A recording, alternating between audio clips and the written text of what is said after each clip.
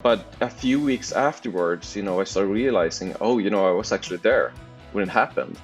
When Usain Bolt crossed that 100-meter finish line with a new world record, and I realized, okay, I was actually there when history was written.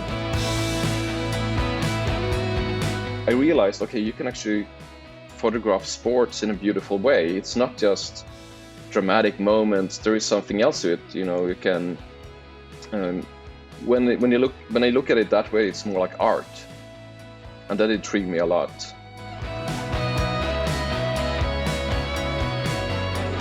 Because I think when it comes to that tough moment, you need to be able to distance yourself from the athlete.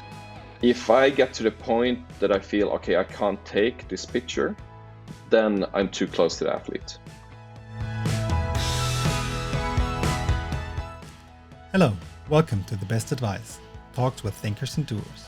I'm Frank Arnold. With my guests I talk about extraordinary achievements, the best advice my guest ever got, as well as insights and stories from an exciting and successful life. If you too want to learn from these exciting personalities, be most welcome to this video and podcast. Please enjoy.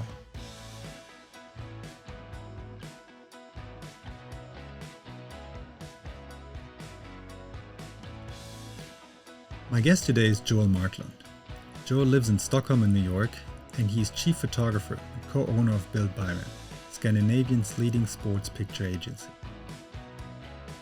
Joel has covered 6 Olympic Games, and he has worked in nearly 50 countries around the globe to cover international sporting events. His art has earned him many highly respected awards, among others, Picture of the Year International NPPA Best of Photojournalism Award and the Swedish Picture of the Year Award.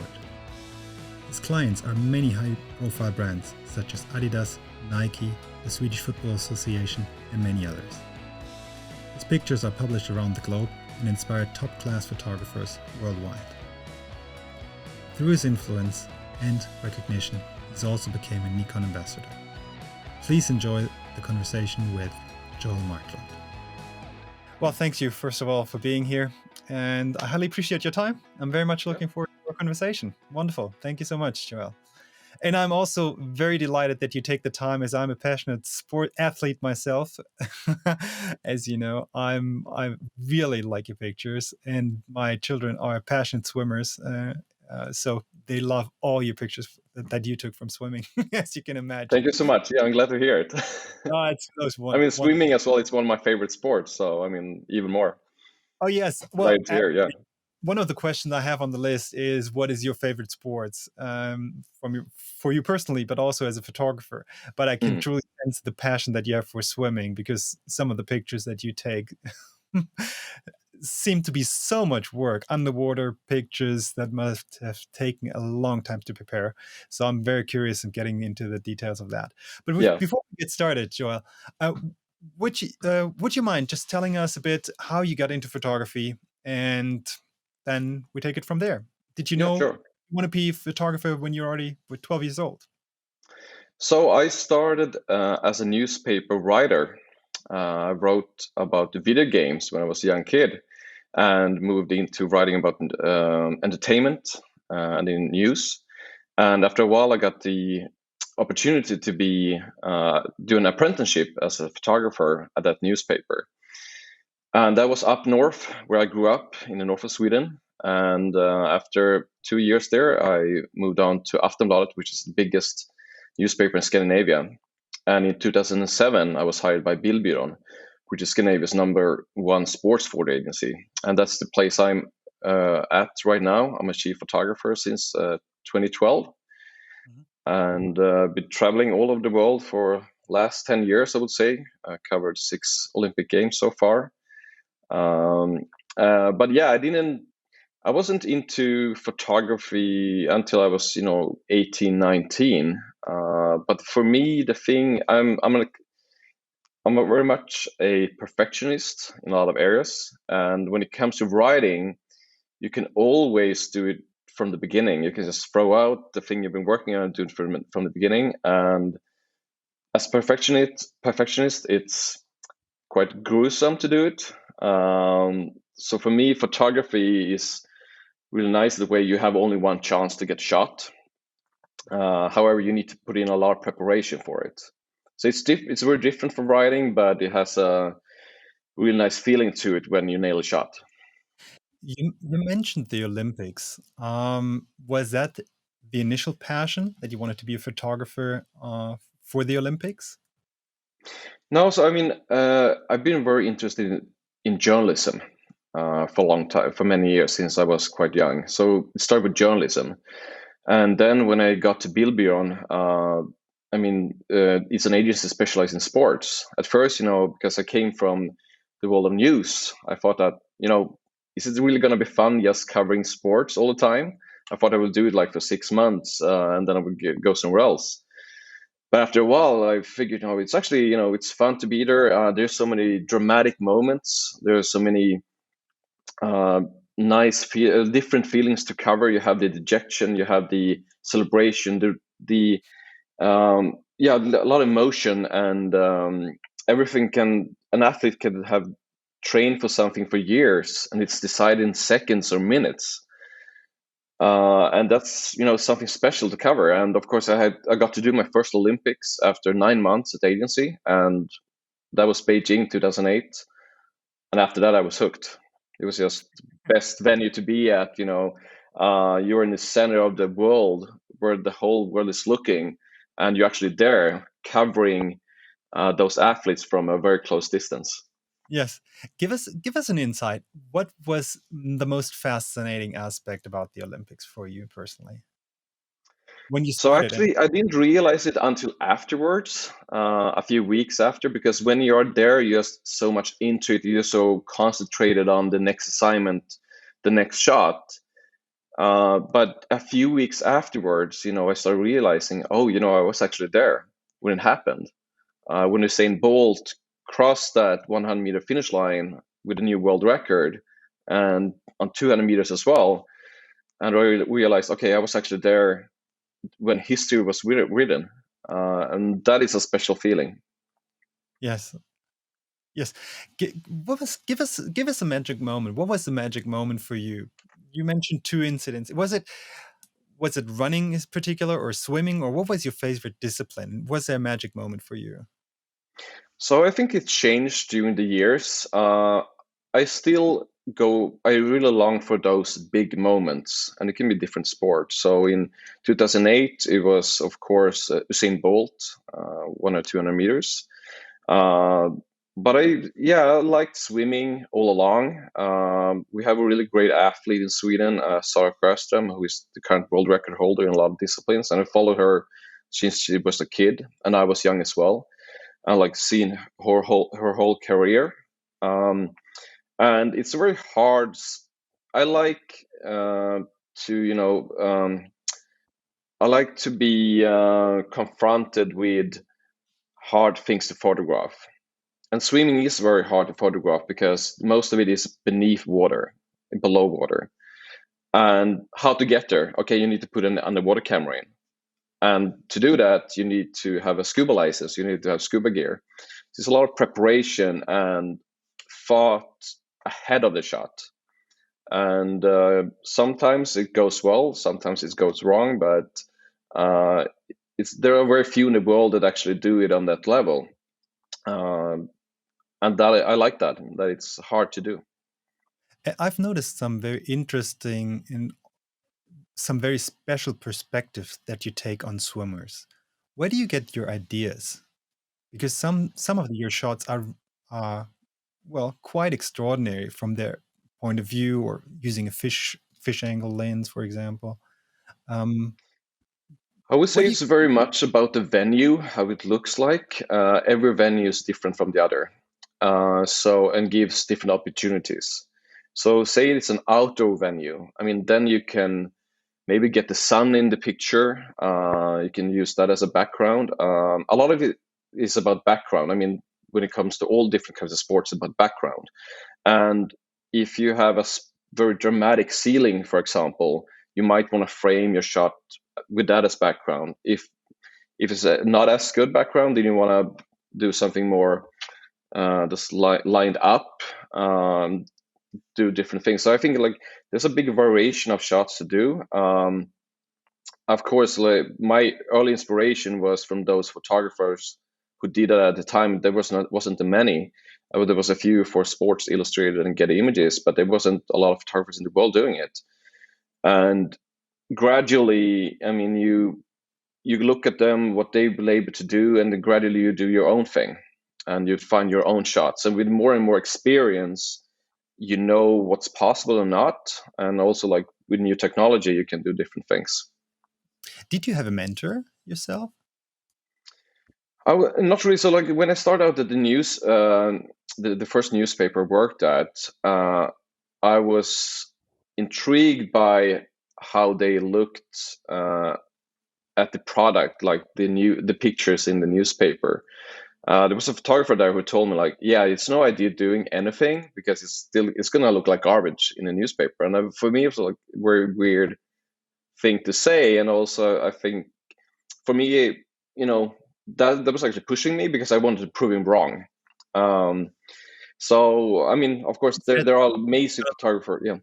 Because he said it's going to look bad in the newspapers anyway, or what was? Yeah. So he meant that it wasn't really worth putting the effort in. Okay. Because it's still gonna look bad, and for me, when I left there, the attitude had changed a lot. So there was a few young people with me, and we changed the attitude at the newspaper because we didn't take that for an answer. We were like, okay, if you say that, we're gonna prove you wrong. But going back to photographers that inspire me, there's one photographer in particular, Neil Leifer. He was a Sports Illustrated photographer, and he's taken these historic shots, especially Muhammad Ali. He has that shot of Muhammad Ali, when he has just knocked his opponent and he's standing above him and with his fist and like roaring. The very classic shot. And there's also one shot taken from above, which is a very graphic shot. We have a shot just taken above the ring, and he has knocked his opponent as well, and then he's lying there, and he just walks away from him. And when I looked at the images, it's just a beautiful shot. It's a beautiful picture, and when I realized, okay, you can actually photograph sports in a beautiful way. It's not just dramatic moments. There is something else to it. You can when I look at it that way, it's more like art, and that intrigued me a lot. Is art something that motivates you in your pictures, or is it capturing the moment, the passion, well, also the sacrifice? I would say it's definitely both. Of course, sports is about those moments and emotions, but there is so much beautiful things in different sports, and I think just reducing sports moments is that's the easy thing to do. But when you approach it differently, I mean, when you look back at what you produce, what kind of work you do, if you do something more that is more artsy, to say, it's Yes. something that's going to be remembered, I think. And I really like the approach to it. I want to have the mix of it, but in order to do it, you need to put in a lot of work, because a lot of those pictures are taken from angles that are not really the normal ones. You need to really fight for the access to put. I mean, you might put a camera in a rooftop 8 hours before the competition or days before. So, but also with art, we put when it comes. I think like whatever you do art wise, you put a lot of thought into it, and I would say this is the equivalent to it. Yes, makes sense. Joel, is there a best advice that you ever got? So I've been thinking about that question a lot, and for me, it's actually the other way around. People telling me what I can't do, and that's been a big motivation for me to prove people wrong. And I think that goes with a lot of successful athletes as well. They have that as motivation. But for me, it started at the newspaper I worked at when I was quite young. I was told that whatever you do, it's not worth putting effort in because it's still going to look like garbage in the newspaper. And for me, that was a weird thing to hear. So I wanted to prove them wrong. And me and some other young people, we did. And when I left the newspaper, we had changed the atmosphere there. I was also told that, I wanted to move to New York someday, and I was just laughed at. No, that's not going to happen. And no, today I've been there for 4.5 years. That was also one thing I want to prove people wrong. But somehow it all started with my upbringing. So my parents are very religious; they are Jehovah's Witnesses. I grew up in that environment, and it's about not being a part of the outside world, to put religion first above everything else, and not pursue other things. But I always wanted to see what the outer world is like, and for me that was not enough to be in this bubble. And today, I'm not religious. I left that world. I wanted to prove my family wrong. I wanted to prove the religion wrong as well. And I think different people find different motivations. But when you tell me I can't do anything or something, I'm gonna prove you wrong, and that's just how I work. Um, but I also think that in order to be successful in whatever you do, there's a lot of sacrifices along the way. If you look at athletes, they put in so many hours week after week, and they are struggling for years to get somewhere, and everything can be decided in a few minutes or days when it comes to competition. And it goes as well with photography. I've sacrificed a lot along the way. I've spent many days on the road, on hotels room, not meeting friends for long periods of time, just in order to be better at what I do. And also put in a lot of hours, extra hours, to find those special shots.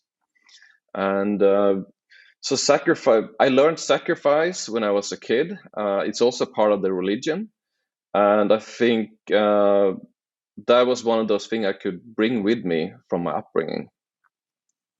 Yes, makes sense. And today, how do you look at it today? Do you still feel it a lot of times as sacrifice, or is it more that joy or that goals motivate you? Yeah, that's a good question, because I mean, sacrifice, would think of it as something negative, Well, but people would look at it. it is, and but like, after you've done a sacrifice, or there is joy, and there is a good result. And I think if it's worth it, then the sacrifice is maybe not too hard to do. Yeah. And looking at the year that we've just passed, the year 2020, we're now in 21 and at the end of February, at the end of January right now. Um, Talking about motivation, having such a long way and having gone through a lot of sacrifice actually along the way with the athletes that you photograph, that you take pictures of. Um, Taking a look at this year that has just passed, how do you think about these sacrifices now? Yeah, it's been a really weird time. I mean, for example, with Tokyo Olympics that was supposed to be in 2020, I started planning for it 2 years ahead. And last year was supposed to be the most intense year for me in sports. I mean, during my whole career, there would be the football, European Championships, a lot of other events as well, and everything was just wiped out of the calendar. I mean, normally I know almost day by day what I will do for the next 9 months, and now it's down to the next day, the next week, or maybe possibly 1 month ahead. It's a very different world. And I, as many people, I think, struggled at the beginning to find my place into it. I decided to stay in New York when the pandemic happened, because I felt that this is a historic place to be in. It was the epicenter of the world at the time when it comes to spreading of the virus. And I moved away from shooting sports at that time. I returned to news photography, where I started. So I was covering a lot of what was happening with COVID-19, and especially here in the States with Black Lives Matter protests. And then after a few months, I could gradually move back to sports. I've been able to cover a few sports events, especially when I've been back in Sweden during the autumn. But I agree that it's sometimes weird, like hard to find the motivation. For me, it's been very good to feel that what I've been covering has been important. Those images have been important. And in this time when this information is such a big thing, I think those pictures that are produced in this environment, they are very, very important. And so when I've been able to work, I've been feeling that I have, it's been very easy to motivate myself actually during those days. It's actually harder when you're not working, but the work has definitely given me a lot of fulfillment. Now we see what happens, if it's going to be a summer full of a lot of sports or not. Um,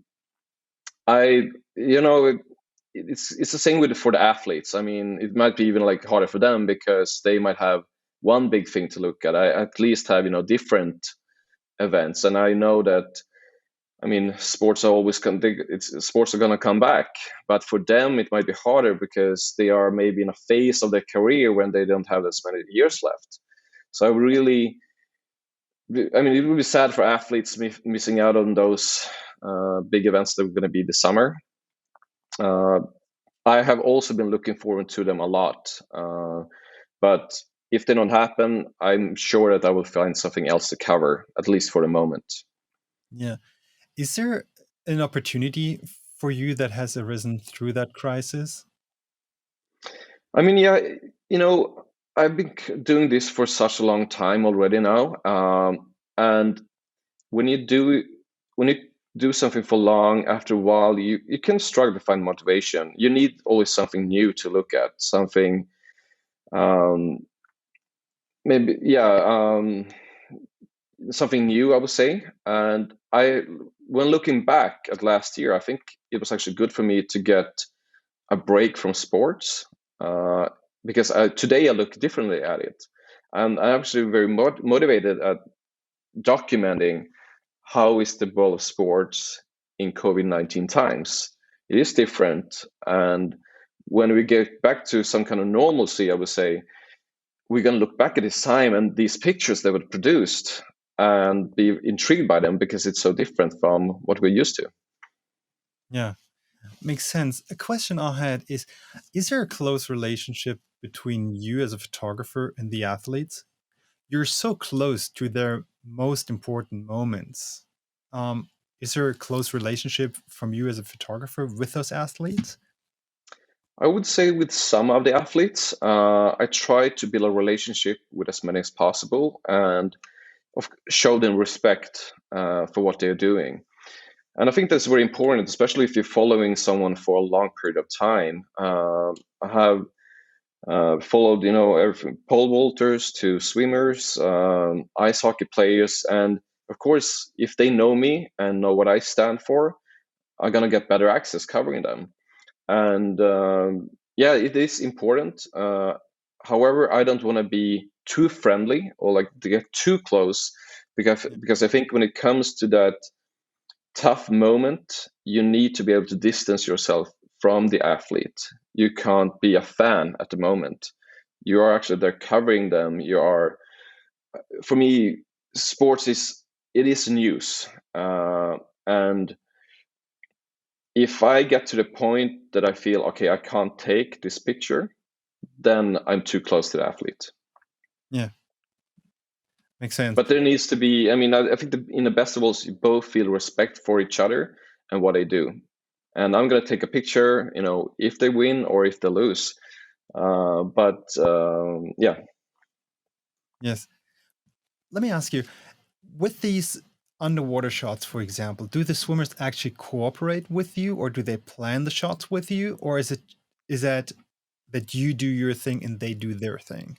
Is there cooperation between those, or is that between you? No, we say I mean, they are competing at the moment. They are so focused at what they are doing. They might notice that there's a camera there, but So I the would not shots say, yeah, you sent me, shots that you sent me, those were taken in competition.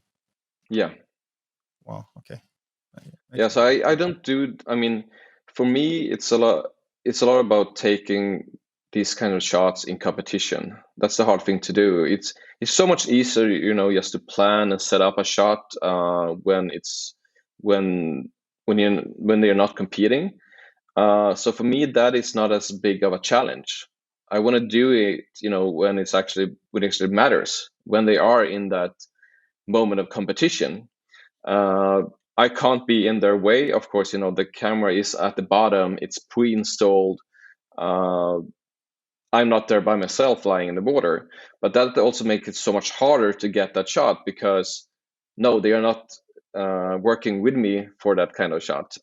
So I need to figure out, okay, where are they going to be, what kind of movement are they into, and what do I want to show? Is it this athlete, in this kind of stroke when they're showing a lot of muscles, or so I need to study them a lot. I watch YouTube clips, for example, to know where they dive in, where do they go up and breathe, for example. Um, so it's rather me studying them than the other way around. Is there something that you search for when you have a particular event that you photograph? Do you plan it ahead in terms of a moment that you search for? Is there something you have in mind that you're aiming for? So when I was a kid and young, I grew up playing a lot of sports, participating in sports. So I think that was very important for me to understand what's happening on the field. And yeah, I mean, I'm definitely looking for those special moments when you have, a athlete celebrating or showing dejection. And it's made, sometimes, it can happen a while after the race. I try to imagine what they're going through in their mind, and I plan to be at the best spot possible. It's a lot about background and light, and I also put out a lot of remote cameras to find different angles. And the best shots, they're taken of athletes when they show different emotions. It's not necessarily at the finish line. It could be minutes afterwards, when it actually sinks in, and they realize what they've done. So it's important to, be there when it happens, and try to, imagine what they're going through. Give us some background on the preparation. If you go through a big event such as the Olympics, what do I have to imagine about the preparation, and also maybe about the gear that you use, and just the amount of effort to take pictures at such a big event? Could you give me some explanation on how that works for you and how the entire process is? So the biggest events I cover, I would actually start planning 2 years ahead. I might go there on what is called World Press briefings, where you can see the venues. It's a lot about logistics. For example, Olympics, it's just not about showing up with a camera 1 hour before the race. It's about, okay, where should our team live? How do you transport yourself? Also, like, which equipment should I bring? How is the light at this place? What time of day are the race going to be at? If I'm covering swimming, of course, I need to bring an underwater camera, and I need to plan for that. And I might need to place the camera 2 days ahead in the water or something. And if you say 100-meter final, I will gonna be there from the early morning, even if the race is at night, because you want to have the best spot possible. You want to put out your cameras in the best angles, and you're competing against the world's best photographers. Everyone is there to take the best shot. It's as much as competition on the field as outside. So it's not just athletes competing. It's as much as photographers. And I mean, it's worth putting in those extra hours when you get that unique angle, when you feel that, okay, I got this picture that no one else got. that is the best feeling there is, actually. Talking about the gear, what is the amount? What is your favorite gear? That was one question I had. That's the obvious question. And just staying with the Olympics for a minute, how much gear do you take with you? Give me an idea of how much gear is involved if you go through to an event like that. Yeah, I would say I bring at least 3 big suitcases of gear for the biggest event, like an Olympics. I use the Nikon D6 is my main camera. I started also using mirrorless the Z6 II right now. And my go-to lens is the 400 2.8. I think that's what most sports photographers use. But of course, I have everything from fisheye lens up to 600 millimeter. So I have like everything in between. I would say that I use at least 4 or 5 camera bodies at most events. I will have like 3 on myself with a wide angle, a 7200 and a long lens. And then I have 1 or 2 remote cameras.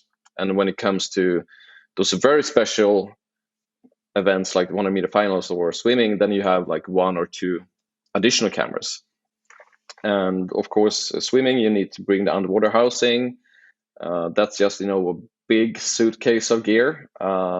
Fins, those, because I need to swim in the water myself to put it in. So it's a lot of gear. I mean, I struggle to get everything on a plane. The hard thing is to get it often to the venue. But when you're there, you have time to set everything up. Are you a tech nerd in terms of the gear that you use? Somehow I am. I'm very interested in technique. I'm not maybe as tech nerdy as I would like to be. I would like to be a bit better about it. But I mean, today you need to be not just a photographer, you need to be a technician as well, because it's so much, you might need to set up a network. You need to, put everything through routers or whatever. And you need to make sure that also the images are sent out to clients straight away. So we send most pictures, straight from the camera. So it's a lot about connectivity, make sure that they don't fail the cameras as well. So, I mean, I learned a lot throughout the way. I've, of course, made a lot of mistakes. And yeah, that's how you learn. What do you tell people that say photography has become so easy because the gear is doing everything for you? What do you tell them? It's definitely much easier to take a good sports photo today. The focus has been improved so much throughout the years, but it doesn't change that, you still need the eye for it to take a good photo. You need to be able to find that nice background. You need to be able to know, okay, where am I going to find those best action moments? How are the athletes going to react? It's not just about taking up the camera and click the shutter. It's about finding lines. What is graphic and not composing. So it's definitely easier, but I think you need to put a lot of time and effort into it. You need to be. I would say that you need to sacrifice a lot along the way to become something. You need to put in a lot of hard work. Joel, you're also an entrepreneur. You're very successful with your agency. What do you like most about being an entrepreneur and working with your staff? Yeah, so we acquired the agency in 2012, me and my partners, and we worked a lot about improvement, a lot about new technique. But what I found really fascinating and fun these last years is mentoring my staff, making them better. Because it's with, if you look at a football team, if you surround yourself with good players, you're also going to be better yourself. And in the beginning of my career, it was all about me, and your photo is getting published. But today it's about working as a team. And for me, what is important is that after a big football match, for example, if our team has the best shot, maybe not me personally, but our team has it, then we have won. And that's really important. It also goes together. I became a Nikon Ambassador in 2016, and a lot about it is about inspiring other photographers. And if I can be that kind of person, inspiring others with the kind of work I do, that's a really nice feeling.